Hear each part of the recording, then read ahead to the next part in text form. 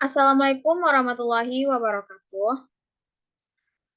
Segala puji bagi Allah Subhanahu wa Ta'ala yang telah melimpahkan rahmat dan hidayahnya kepada kita bersama, sehingga kita telah dapat melakukan Zoom meeting pada hari ini. Kemudian sholat beriringan dengan salam, tak lupa pula kita hadiahkan untuk wujud pimpinan umat Islam sedunia, yakni Nabi Muhammad Shallallahu Alaihi Wasallam.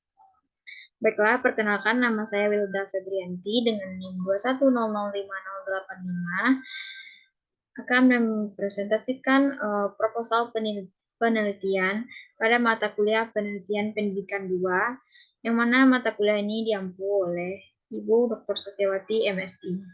Baiklah, proposal penelitian saya yang berjudul Implementasi Ekstrakurikuler Pramuka dalam membentuk karakter peserta didik di Mandua Tanah Datar.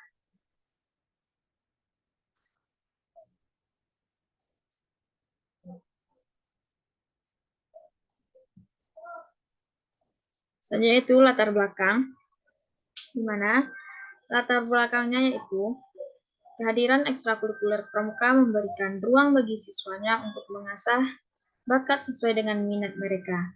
Dalam kegiatan ekstrakurikuler pramuka ini terdapat cara untuk menanamkan dan membuat karakter peserta didik lebih baik, seperti kedisiplinan dan tanggung jawab. Sehingga salah satu alasan saya mengangkat judul ini, karena dengan adanya implementasi dalam membangun kedisiplinan dan tanggung jawab bisa tercapai dengan baik. Selanjutnya itu, pemerintah telah melakukan banyak strategi untuk mengejar mutu pendidikan yang lebih baik. Salah satunya ialah mengaitkan ekstrakurikuler untuk menunjang hasil belajar peserta didik dengan melalui kegiatan ekstrakurikuler pramuka yang wajib diikuti oleh peserta didik pada tingkat SMA atau madrasah aliyah. Pembentukan karakter sepenuhnya mengacu kepada 5 unsur hakikat manusia, di mana dimensi kemanusiaan meliputi dimensi yaitu kefitrahan dengan kata kunci kebenaran dan keluhuran, dimensi keindividuan dengan kata kunci komunikasi dan kebersamaan, dimensi kesusilaan dengan kata kunci nilai dan norma, dan dimensi keagamaan dengan kata kunci iman dan takwa. Dengan kelima unsur itulah kemanusiaan dalam kehidupan sehari-hari akan mencerminkan karakter individu yang bersangkutan. Dalam kegiatan ekstrakurikuler pramuka terdapat cara untuk menanamkan dan membuat karakter peserta didik menjadi lebih baik, seperti kedisiplinan dan tanggung jawab. Sehingga salah satu alasan peneliti mengangkat judul ini karena dengan adanya implementasi dalam membangun kedisiplinan dan tanggung jawab bisa tercapai dengan baik. Menurut Nurdin Usman, dalam bukunya, implementasi merupakan bermuara pada aktivitas, aksi, tindakan, atau adanya mekanisme suatu sistem. Implementasi bukan sekedar aktivitas, tetapi suatu kegiatan yang terencana dan untuk mencapai tujuan kegiatan. Implementasi juga dapat diartikan sebagai sebuah tindakan atau proses gagasan sudah disusun dalam begitu cermat dan detail. Selanjutnya, melalui pramuka, diharapkan peserta didik mampu menggali dan mengenal akan kesadaran betapa pentingnya pendidikan. Peserta didik harus menyadari bahwa aktivitas pendidikan dan hasilnya dapat diwujudkan melalui proses dan usaha. Kegiatan ekstrakurikuler pramuka diharapkan dapat membangun akan nilai kesadaran moral dan nilai kesadaran keterampilan, nilai kesadaran aplikatif, yaitu kesadaran yang dibutuhkan untuk kepribadian peserta didik dengan tindakan-tindakan yang diajukan dalam kegiatan pramuka.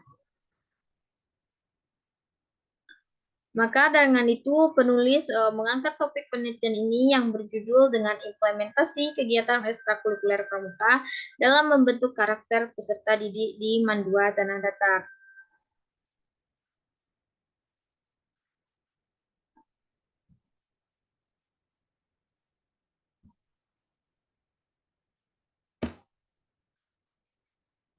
Selanjutnya yaitu fokus penelitian, di mana fokus penelitian yang pertama itu bagaimana implementasi pelaksanaan kegiatan ekstrakurikuler pramuka di Mandua Tanah Datar. Yang kedua yaitu bagaimana kegiatan ekstrakurikuler pramuka dalam membentuk karakter peserta di Mandua Tanah Datar. Selanjutnya tujuan penelitian, di mana tujuan penelitian yang pertama yaitu untuk mengetahui bagaimana implementasi kegiatan ekstrakurikuler pramuka pada mendua tanda daftar ini. Yang kedua itu untuk mengetahui kegiatan ekstrakurikuler pramuka dalam membentuk karakter peserta didiknya.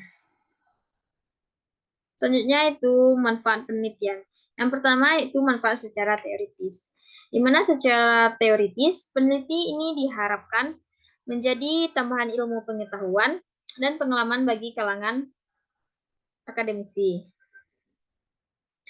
Pendidikan memang sangat penting untuk menunjang karir di masa depan dengan berbagai prestasi yang diharapkan dalam bidang akademik. Namun, tidak terkecuali keterampilan dan skill yang didapatkan dari ekstrakurikuler, terutama pramuka yang ada di sekolah-sekolah. Salah satu penunjang peserta didik untuk melatih keterampilan dengan mengembangkan bakat serta peduli terhadap lingkungan sekitar. Yang kedua itu manfaat secara praktis. Yang pertama itu bagi peserta didik, di mana manfaatnya itu untuk mendorong peserta didik lebih bersemangat mengikuti ekstrakurikuler pramuka. Karena manfaat yang dapat sangat banyak, terkhusus lebih meningkatkan karakter dan kesadaran peserta didik. Manfaat bagi peneliti yaitu untuk menambah wawasan dan pengalaman mengenai proses kedisiplinan beserta bagiannya melalui kegiatan ekstrakurikuler pramuka. Selanjutnya manfaat bagi sekolah yaitu bermanfaat untuk memberikan sumbangan atau motivasi kepada pembina pramuka untuk meningkatkan kualitas ekstrakurikuler pramuka di sekolah agar menjadi lebih baik ke depannya. Selanjutnya itu bab 2, kajian teori. Yang pertama di sini saya mengambil ekstrakurikuler pramuka, di mana di sini itu ada pengertian pramuka. Pramuka ini adalah organisasi yang merupakan wadah proses pendidikan kepramukaan yang dilaksanakan di Indonesia, di mana pramuka merupakan sebutan dari anggota gerakan pramuka yang berusia antara 7 sampai 25 tahun. Kedudukan sebagai peserta didik yaitu sebagai pramuka siaga, pramuka penggalang, dan pramuka penggerak, serta pramuka pendega. Kepramukaan merupakan proses pendidikan di luar lingkungan keluarga dalam bentuk kegiatan menarik, menyenangkan, sehat, teratur, dan terarah yang dilakukan di alam terbuka. Selanjutnya itu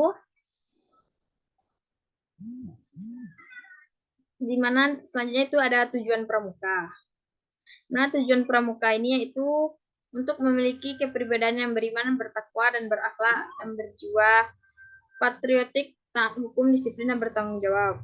Kemudian itu menjadi warga negara yang berjiwa Pancasila. Selanjutnya itu ada karakter. Karakter dari peserta didik.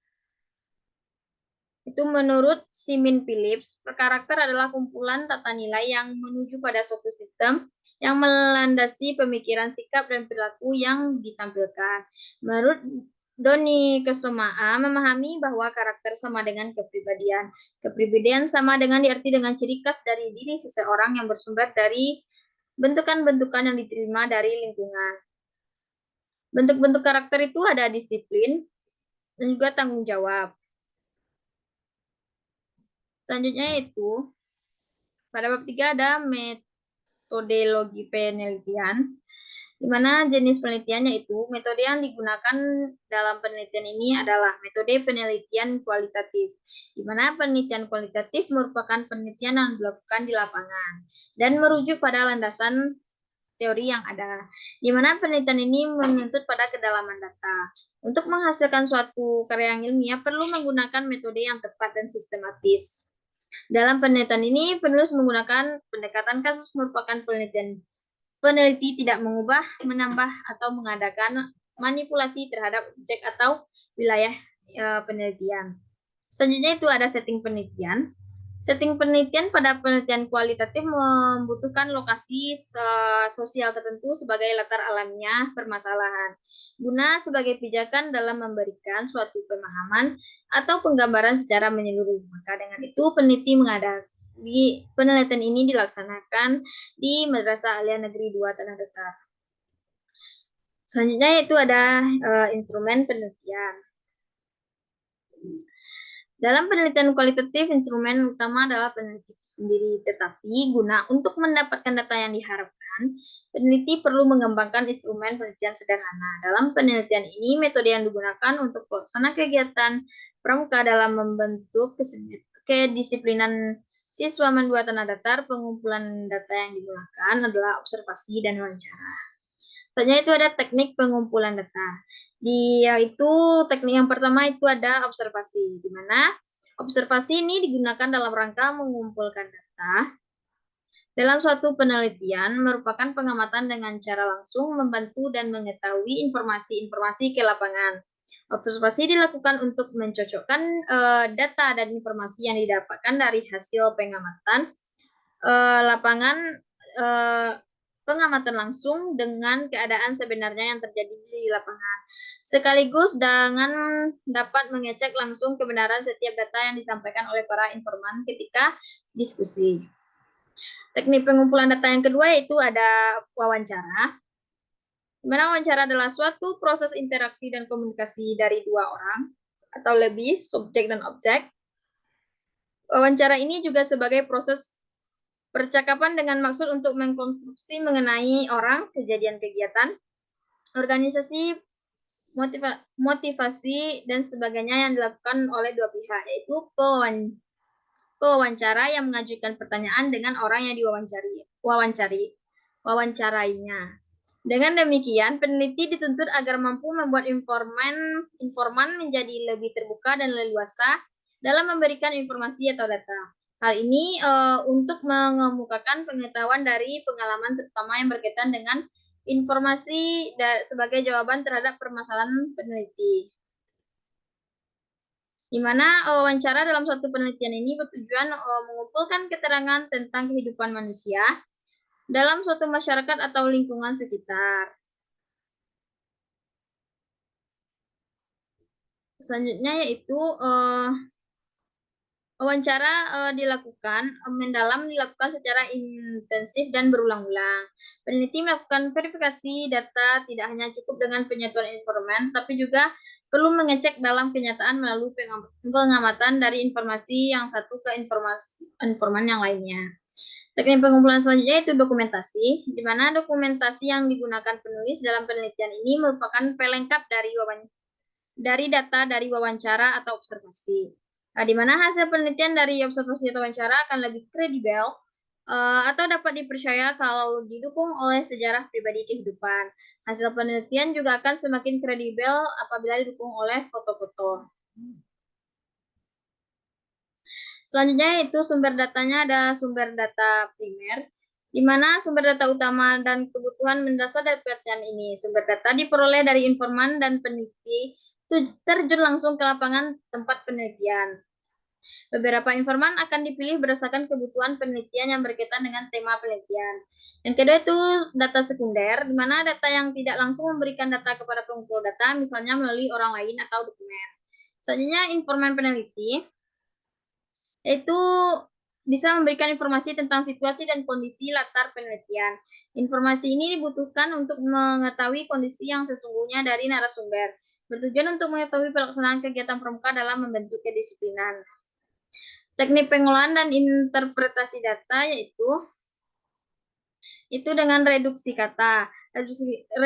data, yaitu memilih, mengelompokkan, menyederhanakan, dan mentransformasi dasar kata yang terdapat dari catatan-catatan di lapangan dengan tujuan untuk memudahkan pemahaman peneliti terhadap data yang terkumpul. Yang kedua yaitu penyajian data, di mana penyajian data dapat dijadikan sebagai kumpulan informasi yang tersusun sehingga memberikan kemungkinan adanya penarikan kesimpulan dan pengambilan tindakan. Selanjutnya itu ada verifikasi data. Verifikasi data ini dibuat berdasarkan pada pemahaman terhadap data yang sudah disajikan dan dibuat dalam pernyataan singkat dan mudah dipahami dengan berpedoman pada pokok permasalahan yang diteliti. Selanjutnya yaitu ada teknik keabsahan data, yaitu perpanjangan pengamatan, yaitu data yang ada di lapangan benar-benar terkumpul dengan menambah studi penelitian di lapangan. Dilakukan yang bertujuan agar tidak ada kekeliruan pada penelitian atau tulisan sehingga data yang diperoleh akan lebih valid. Yang kedua, ketekunan pengamatan. Berarti pemeriksaan keabsahan data berdasarkan ketekunan peneliti dalam kegiatan pengamatan. Selanjutnya itu triangulasi, yaitu triangulasi sumber, yang mana triangulasi sumber dapat dilakukan dengan cara melakukan pengecekan data yang telah diperoleh melalui berbagai sumber. Yang kedua itu triangulasi teknik, yaitu dapat dilakukan dengan melakukan pengecekan data kepada sumber yang sama, namun dengan teknik yang berbeda. Selanjutnya, triangulasi waktu itu dapat dilakukan dengan melakukan pengecekan kembali terhadap data kepada sumber dan tetap menggunakan teknik yang sama, namun dengan waktu atau situasi yang berbeda. Selanjutnya itu menggunakan bahan referensi, yaitu merupakan bagian dari pendukung untuk membuktikan data yang ditemukan oleh peneliti secara autentik, misalnya dengan menggunakan bukti berupa dokumentasi, berupa catatan, audio, atau bahkan audio visual yang bisa memudahkan dalam pengecekan kembali data yang telah dikumpulkan tersebut.